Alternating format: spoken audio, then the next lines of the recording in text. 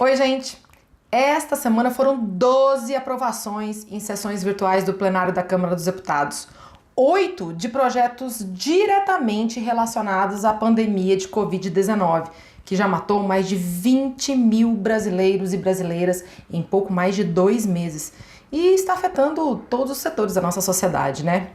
Olha só, como são muitas propostas, eu vou dar uma explicação rápida de cada uma, só para você ter uma ideia de como ela pode afetar a sua vida ou fazer diferença em relação à realidade que a gente tem hoje, tá bom?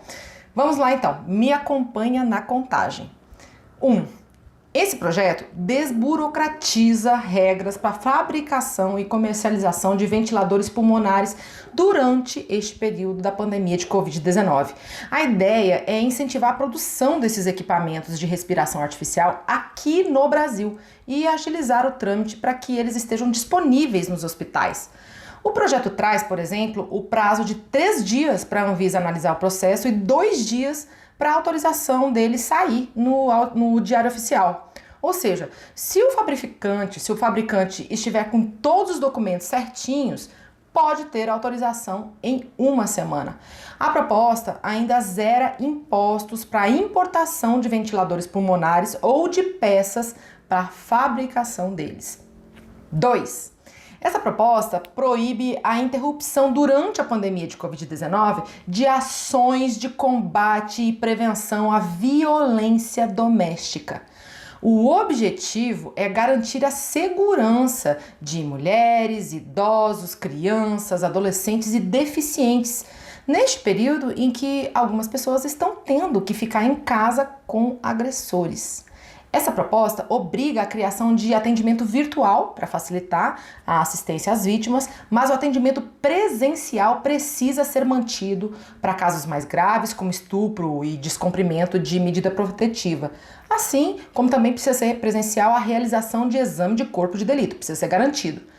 A gente lembra aqui que se você passa por uma ameaça ou violência dentro de casa ou conhece alguém que está nessa situação, você pode fazer a denúncia anônima ligando de graça para o número 100, é o Disque 100. Ou você pode acessar o aplicativo Proteja Brasil, que é só baixar no seu celular.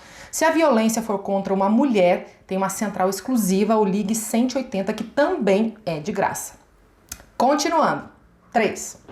Esse projeto obriga o uso de máscaras em todo o país, em ruas, transporte público e ambientes que tenham acesso das pessoas, como prédios públicos ou comércio. Isso enquanto durar a pandemia de Covid-19. Quem não usar máscara estará sujeito à multa que vai ser estipulada pelos governos estaduais ou municipais. A gente sabe, né, que em muitos lugares do país a máscara já é obrigatória, como aqui em Brasília, mas tem muita gente que não tá dando muita bola para isso não, né? A gente conversou com um médico infectologista, o Leandro, lá de Belo Horizonte, que reforça por que o uso da máscara é tão importante nesse momento que a gente está vivendo. Dá uma olhada. Se eu tenho Covid e tem outra pessoa do meu lado, se eu usar máscara, então na minha tosse, no meu espirro, na minha fala, numa risada alta, num bocejo, eu vou eliminar gotículas pelo nariz, pela boca. Mas se eu estiver de máscara, eu vou proteger aquela pessoa de modo que tem só 5% de chance daquela pessoa se contaminar pelo Covid. No entanto, se eu continuar com Covid e a outra pessoa do lado estiver sem Covid e só ela estiver de máscara, ela tem 70% de chance de pegar Covid. Isso é muito alto. Então você vê que a proteção de quem está com o vírus usando a máscara é muito melhor do que só a outra pessoa. Agora, se estamos eu e a outra pessoa e nós dois de máscara, a chance de eu transmitir Covid para essa pessoa, caso eu esteja infectado, é de 1,5%. Isso é muito pouco. Isso quer dizer, então, que a máscara tem uma função de proteção para mim e para o outro. Lembrar que mesmo quem não tem sintoma nenhum pode ter Covid e pode transmitir. Basta estar contaminado, basta eliminar uma gotícula perto. A menos de 1,5, 2 metros de distância, pode transmitir muito facilmente. Você captou? O uso da máscara reduz bastante a chance de contaminação para você e para os outros. Mas você já pode usar direitinho, né? Independentemente de ter lei ou não, né? Bom, vamos para o Próximo projeto, o quarto. Este obriga o INSS a suspender durante a pandemia de Covid-19 a convocação para perícia de pessoas que recebem auxílio-doença ou aposentadoria por causa de fibromialgia, doenças crônicas e degenerativas como Alzheimer e Parkinson, ou aquelas doenças que reduzem a imunidade. A ideia é manter essas pessoas que já têm a saúde frágil em casa. 5. A proposta obriga o governo federal a transferir 160 milhões de reais para instituições de longa permanência para idosos, como os asilos. O dinheiro é para compra de medicamentos, equipamentos e ampliação do espaço físico, por exemplo. Isso tudo para combater e prevenir a Covid-19 nesses lugares onde vivem idosos. 6. Essa proposta obriga a União a pagar uma indenização de 50 mil reais para a família de profissionais de saúde que morrem por causa da Covid-19. Isso vale para profissionais envolvidos no cuidado direto com os doentes, mas também para os agentes comunitários e de endemias, que fazem visitas, né? E os que ajudam a operacionalizar o atendimento às pessoas, como os que atuam na copa, lavanderia, limpeza, segurança, por exemplo. A indenização pode aumentar se houver dependente menor de 21 anos ou deficiente. Só mais uma coisa sobre esse projeto. Ele dispensa o trabalhador de apresentar atestado médico, no caso de Covid-19, nos primeiros 7 dias de afastamento do trabalho. Vamos para o próximo projeto. Esse traz ações emergenciais para proteger indígenas, quilombolas e povos tradicionais durante este período de pandemia, como a restrição de acesso às comunidades, a garantia de isolamento e também distribuição de alimentos, materiais de limpeza e higiene. A meta dessa proposta é garantir testes para detectar a doença, equipamentos e tratamento quando necessário para essa parte da população. Próxima proposta, a 8ª. Esta é para empresas. Traz regras temporárias para recuperação judicial e extrajudicial, até mesmo suspensão de falências e de execuções de garantias. Ainda traz novos limites para recuperação judicial de micro e pequenos negócios. Agora eu vou falar das propostas que até podem ajudar neste período de pandemia da Covid-19, mas a ideia é que sejam regras permanentes. Nono projeto. Este projeto proíbe a suspensão, por causa da falta de pagamento, de serviços públicos essenciais, como fornecimento de energia, água e gás, às sextas-feiras, finais de semana e feriados e vésperas de feriado, ou seja, não vai poder ocorrer a suspensão de serviço nesses dias. As empresas também serão obrigadas a avisar com antecedência o dia que o desligamento vai acontecer. Próxima aprovação, a 10ª. Essa proposta aumenta a segurança das barragens de mineração, proibindo aquele tipo de barragem que causou o acidente de Brumadinho, em Minas Gerais, você lembra? Então, essa proposta também amplia a multa em caso de acidente para até R$1 bilhão. 11.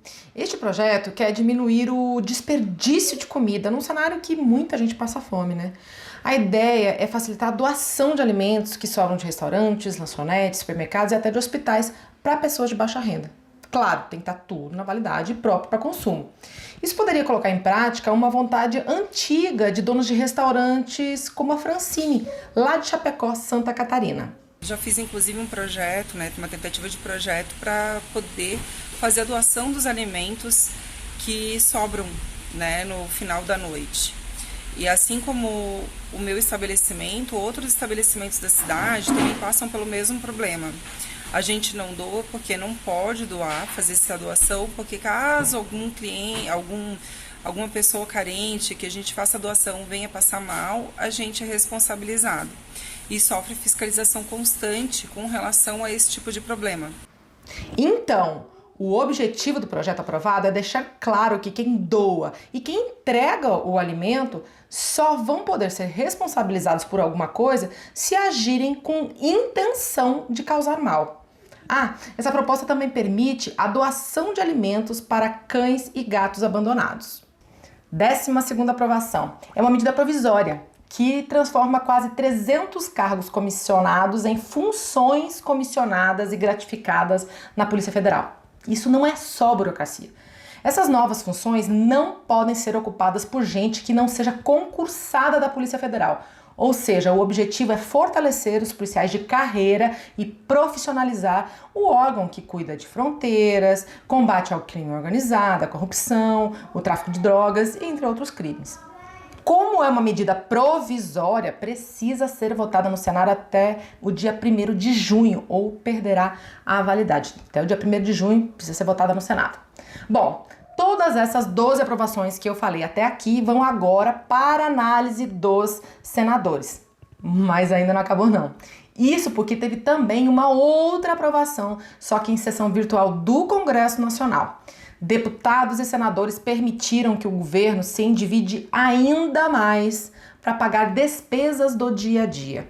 Boa parte desses 343 bilhões de reais que vão entrar no orçamento público serão usados para pagar pensões, aposentadorias e outros benefícios da Previdência Social.